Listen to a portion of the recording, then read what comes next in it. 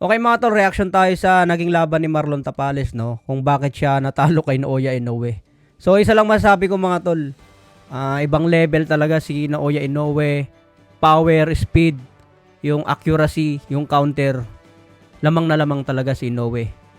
Makita po natin yung round 1. Okay pa yung defense ni Tapales eh. Pero yung jab ni Inoue, men. Grabe mag-jab. Sunod-sunod yung jab niya, matulis. Talaga yung jab na hindi mo ma-predict kung ibabato niya o hindi. Napakabilis niya mag-jab, then papalo up niya agad ng straight or uppercut. Kaya mahirap ma-predict yung galawan ni Inoue. Yung atake ni Inoue puro pabigla. Hindi mo mapapansin na dumapo na sa muka. So okay naman yung pinakita ni Tapales sa early round, no? Round 1, round 2, round 3. Pero lamang talaga si Inoue sa bato ng suntok. Solid yung mga tumatama. Pagdating ng round 4, medyo nagbago ng style si Tapales. Okay yung ginagawa ni Tapales sa 1-2-3. Nagka-counter siya, bumabato ng solid, hindi lang tumatama, no? Kasi alam na ni Inoue eh.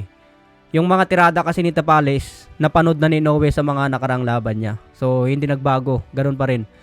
So pagdating ng round 4, binago ni Tapales yung style niya. Nagipagdikdikan kay Inoue. Kahit tinatamaan si Marlon Tapales sa bodega, ulo, nandun pa rin si Tapales nakatayo sa harapan ni Inoue.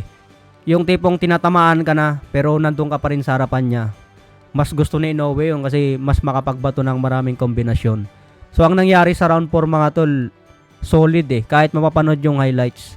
Solid yung tumatama kay Marlon Tapales pero hindi siya umatras. Hanggang napuruan na ng puro solid. Napatras siya sa lubid.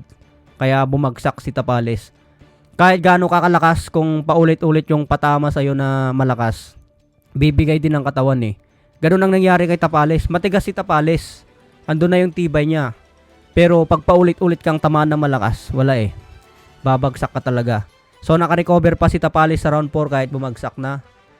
Nagpatuloy pa rin siya hanggang 5, 6, 7, 8, 9. Tinatamaan din niya si Inoue mga tol, counter left hook. Maganda rin yung shoulder roll defense ni Tapales pero alam ni Inoue eh. Alam niya kung paano pasukin. Ang napansin ko lang mga tol kapag tumatama si Marlon Tapales, hindi iniinda ni Inoue, pinapagpag lang eh.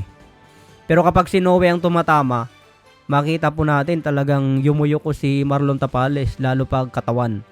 Pero matigas si Tapales, bilib ako sa puso talaga.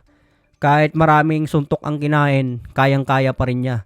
Pero pagdating nga po ng round 10, syempre bumigay na ang katawan ni Tapales. Gumapang nga si Tapales dito sa round 10 habang binibilangan ng referee. So hindi na nakaya. Umabot na ng 10 count, hindi pa rin nakatayo si Tapales. So isa lang ibig sabihin yan mga tol, ibang level si Naoya Inoue, pound for pound. So si Inoue na po ngayon ang bagong undisputed sa Super Bantamweight Division. Nakuha na po niya ang 4 na belt. So yan lang mga tol, pinakita naman ni Tapales yung makakaya, lahat ng lakas nandun na, pusong Pinoy. Pero skills pa rin mga tol. Kahit gaano katapang, katibay, skills pa rin ang mananaig sa boxing. So congrats kay Naoya Inoue, the new undisputed champion.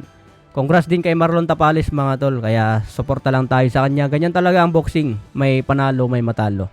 Alright, ingat tayo palagi mga idol. God bless po.